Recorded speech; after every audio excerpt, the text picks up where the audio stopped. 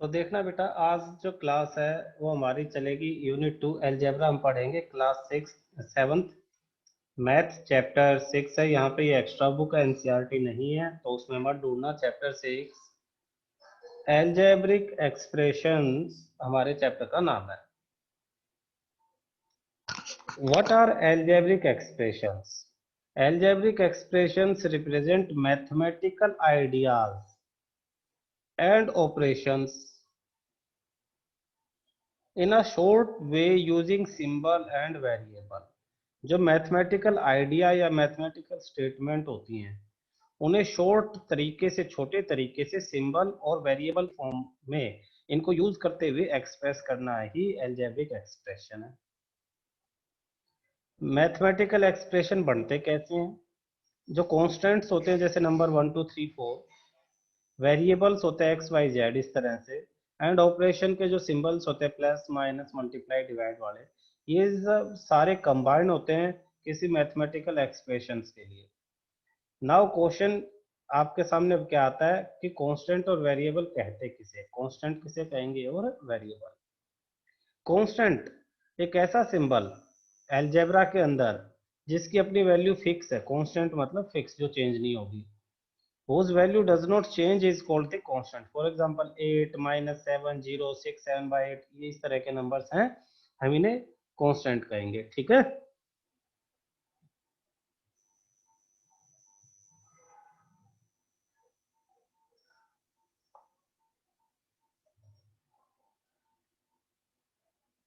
A symbol which can be assigned different numerical values is called a variable.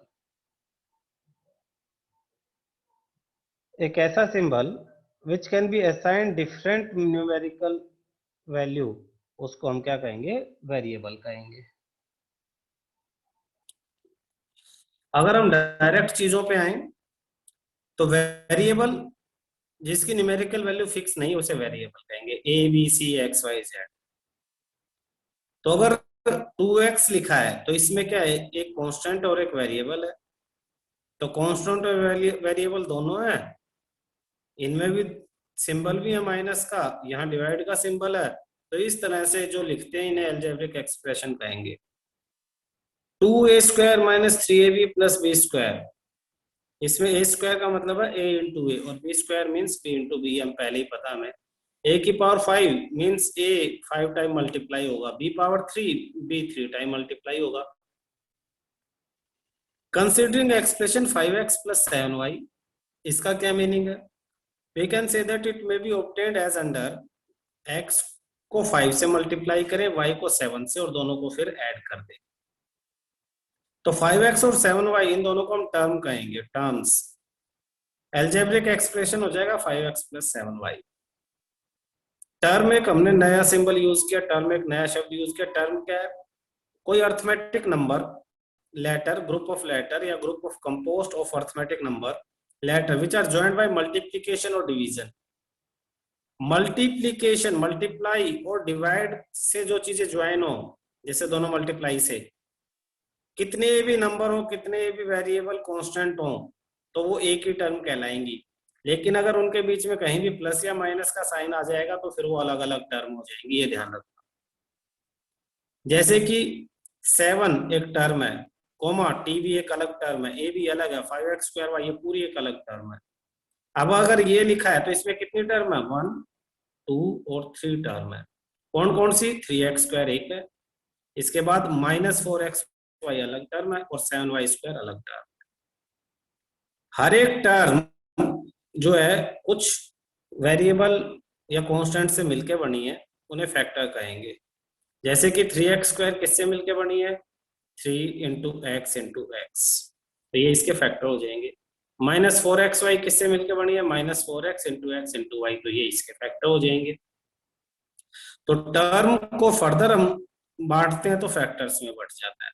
पहले mathematical expressions को बांटेंगे, तोड़ेंगे तो टर्म, टर्म को तोड़ेंगे तो फैक्टर। ये चीजें ध्यान रखना।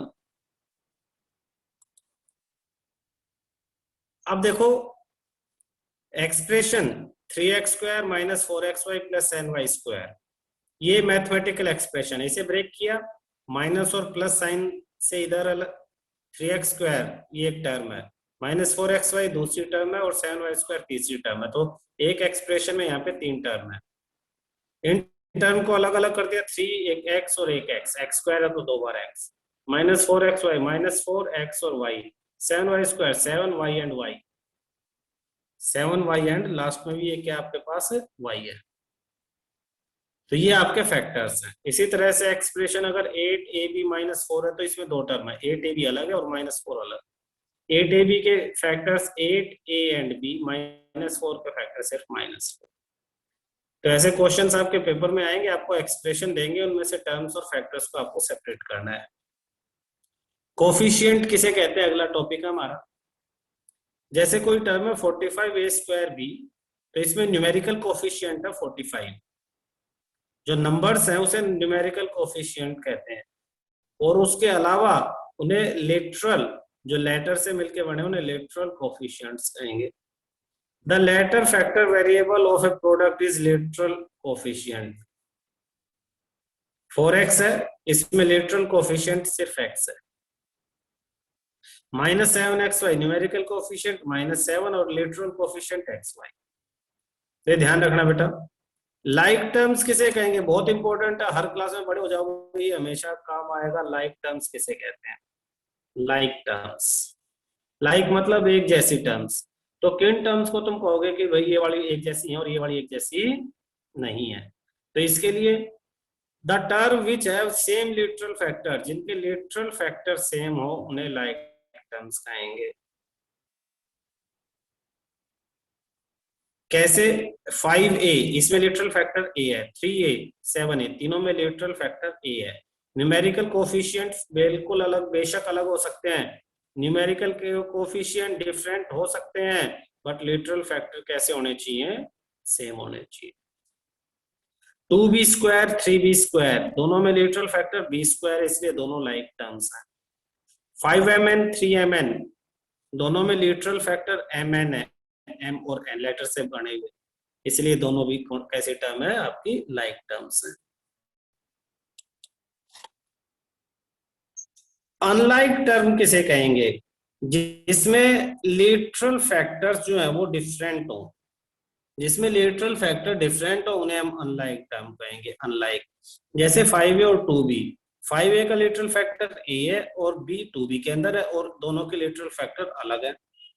2m² और 7m, 2m² का लिटरल फैक्टर m² है और 7m का सिर्फ m है, तो m² is different from m, therefore they are not like terms, they are unlike terms. 5a² भी 8ab², 5a² भी में literal factor a²b, it is different from the literal factor of second term which is ab²। देखो ध्यान से, ab दोनों में है, but here is a square of a and here is a square of b, therefore both are different। a²b is different from ab², therefore these terms are unlike term, they are not like term। more definitions, simple expression किसे कहेंगे, या जिसे monomial, mono मतलब एक, single, one. Algebraic expression जिसमें एक ही term हो उन्हें सिंपल एक्सप्रेशन या मोनोमियल कहते हैं। फॉर एग्जांपल 3x², इसमें फैक्टर तो 3 है बट टर्म तो ये 1 है ओनली। -mn, ये भी सिंपल एक्सप्रेशन है।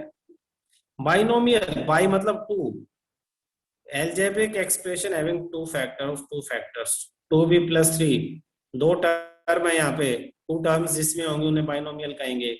यहाँ भी 2 term, both are by. Trinomial, 3 terms, 2a² - 3ab + 5b is a trinomial।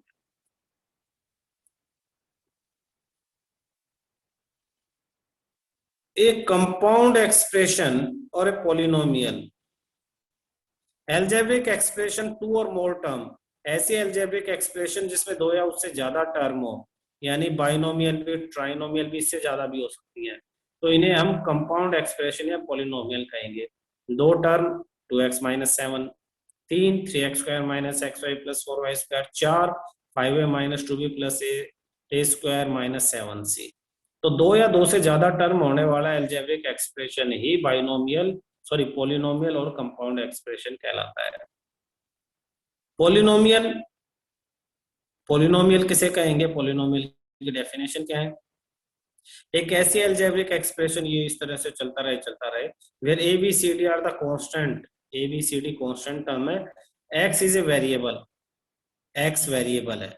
अगर x वेरिएबल है, बाकी सब कांस्टेंट नंबर है, x की पावर इंक्रीज हो रही है, तो अब इसे हम कहेंगे polynomial in x, polynomial in x, x के टर्म्स में ये पॉलिनोमियल लिखा हुआ है। पॉलिनोमियल ऊपर बता दिया हमने, बहुत सारी टर्म, उन सब टर्म में अगर एक ही जो लिटरल फैक्टर है x x स्क्वायर, उसी के डिफरेंट पावर के साथ, तो polynomial in x। The degree of polynomial बहुत इंपॉर्टेंट है। What is degree of polynomial? Greatest power of variable present in the polynomial. Polynomial के अंदर जो वेरिएबल की हाईएस्ट पावर है उसी को हम डिग्री कहेंगे। जैसे यहाँ पे वेरिएबल x है, x की पावर सिर्फ 1 है तो डिग्री इज 1।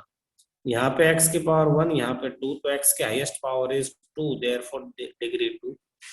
x 1 है, पावर 2 है, यहाँ पावर, ये गलती से मिसप्रिंट हो गया, यहाँ पावर 3 होनी चाहिए थी, तो यहाँ लिख लो x क्यूब,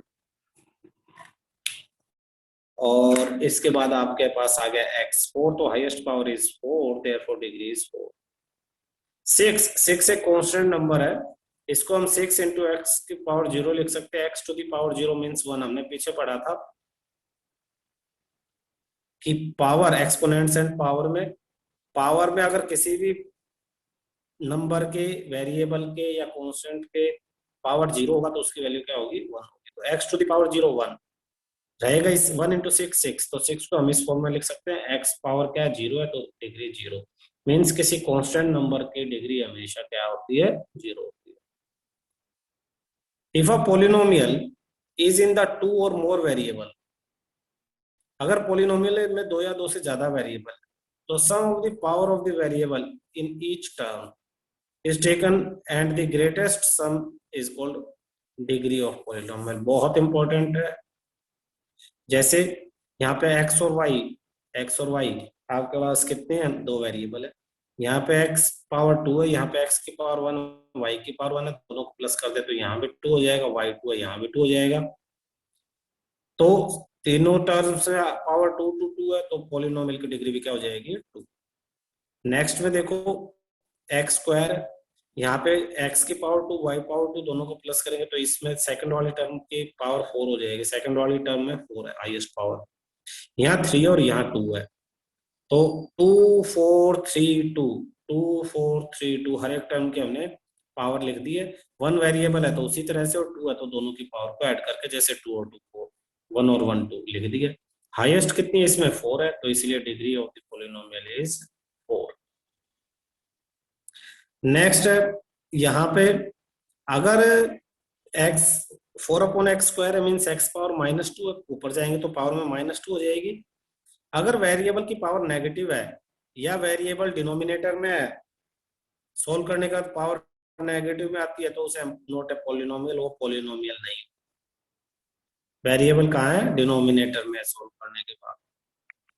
तो इस तरह से 1 upon X square, X upon Y, कोई भी वेरिएबल अगर डिनोमिनेटर में है या सोल्व करने के बाद उसकी पावर नेगेटिव आती है, माइनस में आती है, तो वो पॉलिनोमियल नहीं कहलाएंगे, उन्हें हम पॉलिनोमियल नहीं कहेंगे। ठीक, एक्सरसाइज देखो बेटा 6A, आइडेंटिफाई मोनोमियल जिसमें एक ही टर्म है, बाइनोमियल जिसमें 2 है, ट्राइनोमियल जिसमें 3 है। इसमें 2 हैं, यहाँ 3 है, यहाँ सिर्फ एक ही है, यहाँ 2 है, 1 2 3, 1 2 3। तो इसके अकॉर्डिंग आप काउंट करके मोनोमियल 1 वाली, बाइनोमियल 2, ट्राइनोमियल 3 वाली टर्म्स को अलग अलग पहचान सकते हैं। Second, right the coefficient of x। Coefficient of x का मतलब है x को छोड़ के बाकी सब। जैसे फर्स्ट में x को छोड़ के 2, तो इस फर्स्ट का आंसर आ जाएगा 2। सेकंड में x को हटा दो तो सिर्फ m बचता है। थर्ड में -2p is the answer, -2p। x को छोड़ के, कोफिशिएंट ऑफ x मतलब x छोड़ दो, यहाँ x छोड़ दो तो 3y² इसका आंसर हो जाएगा। यहाँ पे -1/3p इसका आंसर हो जाएगा, x को हटा। थर्ड क्वेश्चन है, right the coefficient of x in -6xy²। Question समझो, x का कोफिशिएंट यानी x को छोड़ दो बाकी सब आपका आंसर आ जाएगा। q इन क्यू एक्स स्क्वायर, इसमें q का कोफिशिएंट पूछा तो q को छोड़ दो, सिर्फ एक्स स्क्वायर आपका आंसर है। थर्ड में a को छोड़ दो 2/3। फोर्थ में एक्स स्क्वायर वाई, तो एक्स स्क्वायर वाई छोड़ दो -4/9a। फिफ्थ में एक्स वाई का कोफिशिएंट पूछा तो एक्स और वाई छोड़ दो -4z। जिसका कोफिशिएंट पूछा उसे छोड़ दो। z इन -z, z छोड़ दो तो सिर्फ माइनस नहीं लिखते तो -1 लिखेंगे। तो सिक्स्थ का आंसर हो जाएगा -1। Identify like terms. Like terms means जिनके लेटरल कोफिशिएंट्स सेम हो। तो ए स्क्वायर के लाइक टर्म्स है 2a²। आप इन दोनों को अलग से लिख दो, a² एंड 2a² अलग से लिख दो। 3xy का तो कोई नहीं है, yz और ये yz, तो आप इन दोनों को अलग से लिख दो, इसको और इसको अलग से। m²n ये रहा, तो इन दोनों को अलग से लिख दो। जिनके लिटरल कोफिशिएंट सेम है उन्हीं को लाइक टर्म्स कहेंगे। CAB² ये रहा, इसका ये रहा, आगे पीछे होने से कोई फर्क नहीं पड़ता। A²BC कोई नहीं है, C²AB कोई नहीं है, ABC ACB², CAB², B²AC और ACB², ये तीनों ही लाइक टर्म्स हैं। ये फर्स्ट, थर्ड और सिक्स्थ, ये तीनों लाइक टर्म्स।